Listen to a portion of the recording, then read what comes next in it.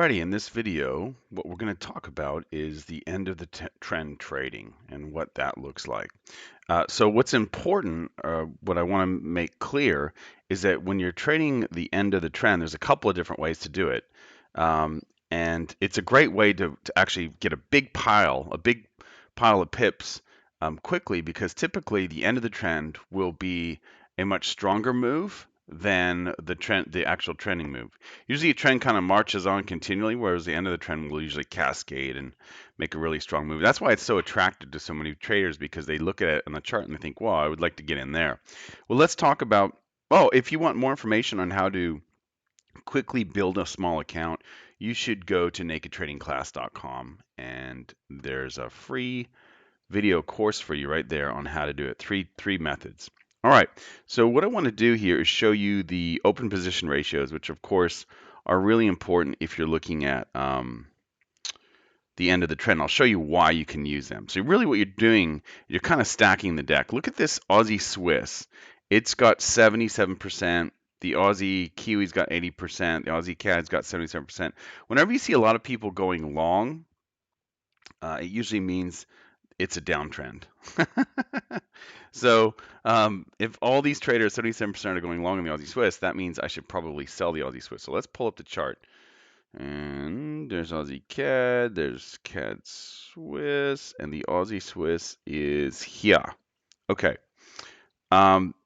So the first thing you can notice is that the market's actually going up. So the recent move is indeed up. However, the numbers were saying that 77% of the market of the retail traders are buying, which means it's really more likely that this is in a downtrend. So what we're looking at here, while it might look like a strong uptrend or potentially a strong uptrend, it's probably not, and it's probably going to collapse. So this is a prime candidate for a end of the trend trade. So what would that look like? Well, first of all, these are 12-hour candles, by the way, and this is a MetaTrader chart. You can find on the internet different indicators so you can create your own custom charts like I like to do. I like the 6-hour, the 8-hour, the 12-hour, and the 2-day charts, in addition to the daily and occasionally the 4-hour charts. So what you have here is the market came up, it hit this level, it fell down, it came up and it hit it again. So the question is, I know it's going up, but when is it actually going to really go hard to the downside? When is this little move up that looks like an uptrend actually going to end? And that's step one, is I want to trick my brain into actually trading with the momentum of the market, even though it looks like I'm trading against it. So that's the first thing. So I've identified that this is potentially a downtrend because 77% of traders are going long. So now what I want to do is figure out, well, where do I get in? I would prefer to sell up here at 69.90. However, it appears as though we've run into some resistance. And if you look at the bottom here of where the bottom was before it briefly fell back, and then where the bottom was again right here, and then the tops of these candles here, that's basically where we're at right here and right here. So this potentially could be a support and resistance area. So the question is, well, what do I do? Well, here's one thing that you might do. You might say, well, what does it look like if I throw an indicator up there? Now, I'm not a big fan of indicators, but I know some people are, and I know it makes sense to some people.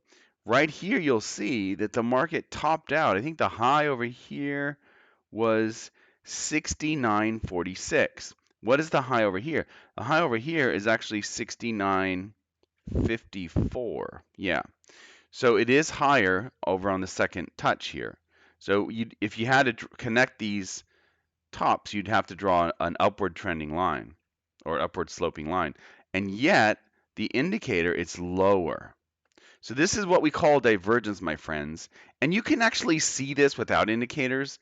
I know it's kind of hard, but typically what I will see is I will see a whole lot of candles trying to make some progress and not really go that far, which is exactly what's happening here, which is exactly why you see a lower high on the MACD over here, if this is indeed the high. So that's one way, and I can say, well, I've got this big bearish candle. I don't like trading the last candle of the week. I find them to be horribly unreliable, and this is indeed the last candle of the week, as it's the weekend as I'm recording this. So I wouldn't use this candle as a signal, but that's the kind of candle that you could use. I would prefer to see what happens on Monday. We'll get 2 more of these candles, and we'll see if it is rounding down or if it is going to try and push up higher again. So there you have it. You can use divergence and you can use open position ratios to find potentially the end of the trend. I hope that this helps. If you want more info on growing an account very quickly, you can go to nakedtradingclass.com. See ya.